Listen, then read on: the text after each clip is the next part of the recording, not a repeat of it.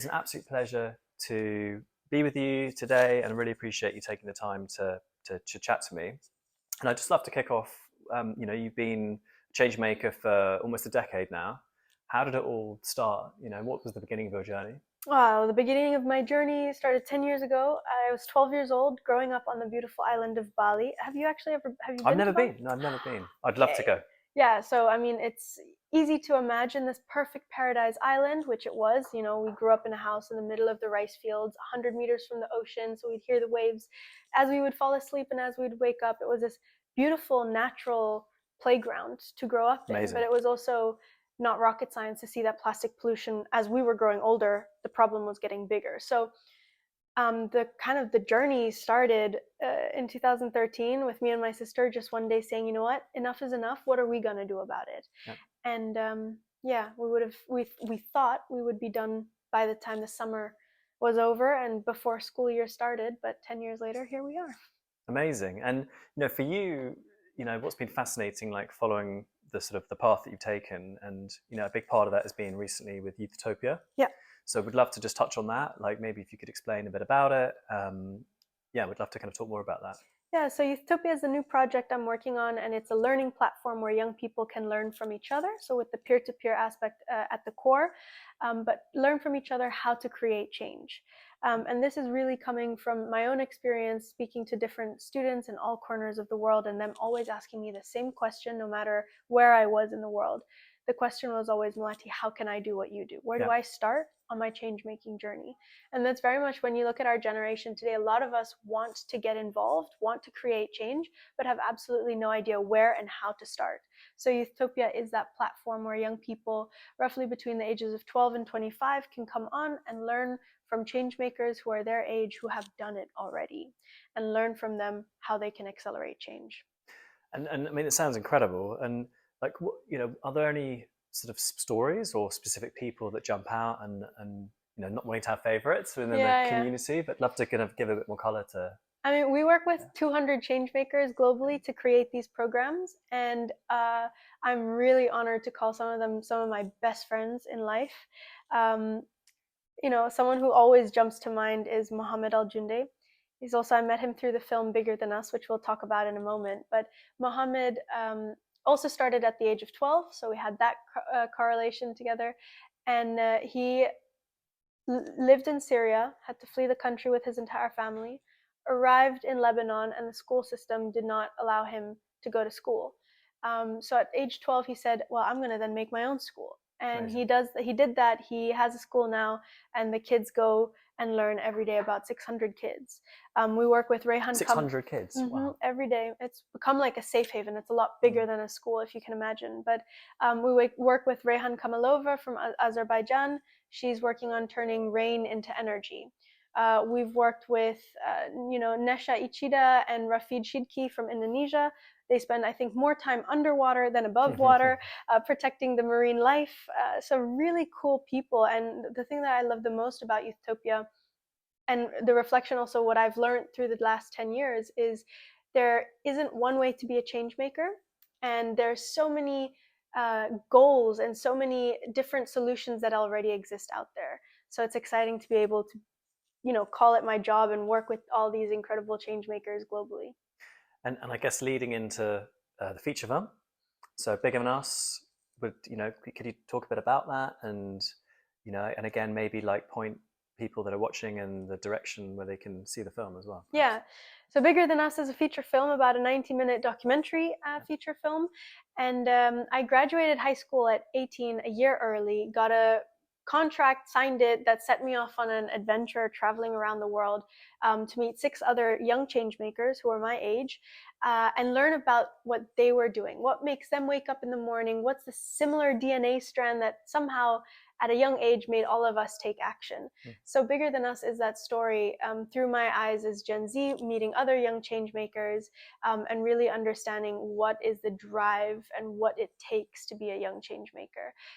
It was an absolute honor and also a really, really big responsibility for me to make sure that the stories of these change makers was heard, but also, yeah, I was learning so much. Yeah. My plastic bubble kind of bursted, and I had at 18, like no idea how to handle it. So it was a really beautiful production with a lot of support, a lot of intentional conversation with these other change makers, a deeply bonded, guaranteed friendship for life sort of situation take place. And the Amazing. film is the result of those encounters. I'm very excited to watch it. And where can people kind of go to see it? The best place to check out where it's Yeah. available wherever you are in the world is to go on the website. So that's www.biggerthanus, the film. Perfect. Amazing. I'll link I have to to it. figure that out. Otherwise, here's the link.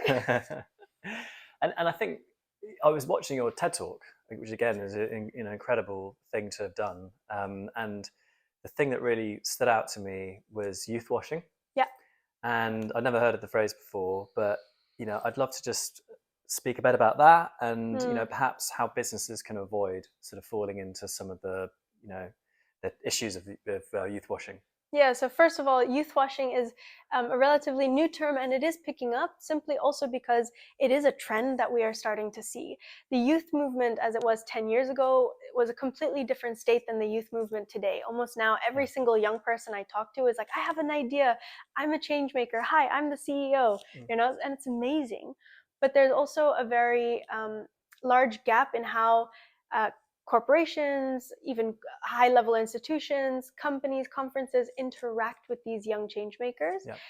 And youth washing implies that right now, what is happening, this trend that we're seeing, is that interaction stays very much on a surface level. It's very much for, let's invite the young change maker, get inspired, and The photo opportunity, bon basically. voyage. Yeah. Okay. Yeah. And that's really frustrating for us young people, because we don't want to be tokenized in that way for inspiration only, because we know we're living in a time where inspiration only is not enough anymore. And secondly, I think what we are eager to get involved in is really the decision-making process. Yes, we can inspire because we have that bigger picture thinking. We are driven by so much of this optimism and this sense of possibility, but how can we help taking that inspiration and helping the change happen at a larger scale? So that's where I think, for companies listening, how do you prevent youth washing? Engage young people in a meaningful way, not only for the one-time engagement. Invite them into the boardrooms, invite them into the brainstorms. No recording, no cameras, just have an honest conversation with us and learn from us, but also allow us to learn from you. And I think that reverse mentorship is so key, and the intergenerational approach as well, which we hear a lot but still don't necessarily know how to navigate in the right way. And this is with Youthtopia. This is something that you're helping Yeah. companies So do. exactly. So we quickly learned as well that, just as the kids were asking, like, how do we get started? CEOs and business managers were asking the same question, especially for the sustainability journey. So that's where Youthtopia now has created a program that's specialized for these corporate leaders who are starting or in the middle of and a little bit lost on their sustainability journey, where that reverse mentoring is at the core. And we guide them through the eyes of Gen Z through a facilitated course about how to prioritize sustainability and prevent youth washing. And so, like, for reverse mentoring, like, can we just dig into that a little bit more in a bit more detail? Like, what does that look like? Well, for example, I think the idea of leadership is changing. It's what we expect in leaders and what leaders have been taught their whole lives what leadership looks like. For example, a space in a workshop where Gen Z completely debunks that idea and shares our perspectives. Or in terms of sustainability, is it enough to really change the light bulbs? For example, with the hospitality industry, we have an entire process from check-in to check-out. What is the experience that Gen Z wants to see? We want to see, where is the food on the menu coming from? How much electricity is being burned? Is it run by solar power? So again, this reverse mentoring is really taking CEOs through the eyes of what Gen Z would like to see happening in the real world, and how that can be translated through a co-creation of that step by step to reach those goals. Love it. Absolutely love it. And it's we've spoken about Earthly, having a youth advisory board. Like, how would you recommend, like, structuring it, and how what's the kind of optimal way to do it properly? I mean, I think this is, so the youth setup, the youth board setup is one of the key elements in our program for the B2Bs. And I think something that I guess what is interesting when you set it up is that you have to find the young change makers in the similar fields who have an interest as well in what the company stands for, who believes in it and is aligned. but also where they feel that they're really being heard to pitch ideas or pitch projects, and where they can see tangible goals. And I think this is a bit of a bigger reflection on what Gen Z expects at a global scale. The tangible goals, so reaching in a short timeline what is achievable. Yeah. That's how you keep that youth council engaged. I think far too often I've seen, a company take on a youth council, they meet once a year, they do a nice little press conference, but that's about it. Yeah. And that's not a youth council or an advisory board. You wouldn't treat your board members like that, so why would you treat the youth board like that? And I think that that's really where one of the key elements we've seen throughout setting up youth boards is really the active involvement in the brainstorming phase and the non-recording phase, really having those conversations with CEOs, but then understanding how that works with the marketing department, how that works with the sustainability team, if they have or not. So there's a lot of elements, and I find it really fascinating because it's also what we're tapping into now is the new way of business. Yeah. And that's only required because if businesses in whichever industry don't prioritize sustainability, they don't have their license to operate in the future. And that's a fact. So there is this increase of willingness to engage with young people. That's there. Mm-hmm. But either the access to the network of young people or the know-how to really engage in a meaningful way with young people is there. So that's the bridge that we're building for corporates to the youth movement. I mean, it's really fascinating, and actually, we would be a potential customer, so we'd love to explore, how we could get your advice and input and on our kind of plans and strategy as well. Mm-hmm. I guess, like, looking to the future, there's lots happening. Yeah. and what's getting you like excited and kind of giving you hope looking to the future? I think it's definitely I've been really lucky to take my change making passion project and turn it into my full-time career 24/7. And what makes me the most optimistic about the future, what gets me out of bed in the morning, is really that I'm able to work and see this massive movement of hope where young people are not waiting until they're older to start creating the world they want to be a part of. It's the confidence, but also the fuel of love that keeps you going. And I think Gen Z embodies that in a way no other previous generation ever has.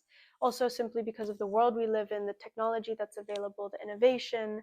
I think really connecting on a deeper level with all of these change makers is really what gets me excited. Nice. And I think, from our perspective, helping kind of educate young people about nature and the role nature can play is really exciting. And so we're looking forward to collaborating with Earth Cubs, who are the link between us, about how we can kind of support and get the school children that they're working with kind of excited about supporting nature and nature-based projects as well. Yeah, I mean, I think also just on that note, I think the thing that I'm also always excited about is the evolution of conversation. Because I remember my first conference, people still didn't understand what 17 SDGs were. They still didn't understand why it was important. There was still the debate of, is it actually happening? We've got years ahead. So seeing that evolution to what we are now guided by science to see that it's happening and it's here. But also the excitement of the innovation that's here, the technologies, nature-based solutions is making it in a lot of agendas as a priority. Ecocide, the conversations in classrooms and the empowerment of young people, but also the platform for young people to speak. I think that sort of direction we're heading in is amazing. But I think it still needs the foot on the gas pedal because it's not enough. So that's the motivation as well to keep on going. And at COP 27, like, what were the kind of the key takeouts for you from the event? Well, COP27 had, for the first time ever, the Children and Youth Pavilion. Yeah, which I saw, which is amazing. Yeah. I wasn't there on the ground, but I have this series that I started like following COP from afar and tuning in with people on the ground and kind of getting their perspective. So I went, into the Blue Room, I went into the Children and Youth Pavilion, outside at the protest on the Youth Day. So many things going on, and it's hard to keep up. And I think it's also, we're not only in a climate crisis, but also a communication crisis because it's so overwhelming to keep up with conferences like this. But for me, the biggest takeaway and the biggest achievement was this Children and Youth Pavilion, because finally we had an official space to gather, to have meetings, to really, have a ground zero for the youth movement, but also showcase that we're serious and young people have a real contribution to give back to the climate movement. I think for me, like another takeaway from COP was the diversity challenge, Yeah. and the fact it's still so male dominated. And I know that there's steps in place to kind of address that, but like, Yeah. how can we kind of accelerate and improve that and get a more balanced kind of. Oh, I don't know if I have the answer, but I think from experience and reflection of what I see happening when I work with young change makers is that we're always very conscious of having the representation there Yeah. of Indigenous people, making sure the gender balance is correct, the level of experience. And I think it starts with valuing what people have to say. And I think that's also part of the communication crisis, is that we're very selective with what we choose to hear. Yeah. And it's dangerous because in conference rooms like that, the most important stories don't make it in. And as we kind of touched on earlier, the sensationalism around headlines, and how often there's people are looking to drive hits and get attention, and so there's a kind of warped view of the facts around certain topics led by the headlines. Yeah. And so like looking ahead to like 2030, 2035, like what's your kind of vision of how things are going to play out?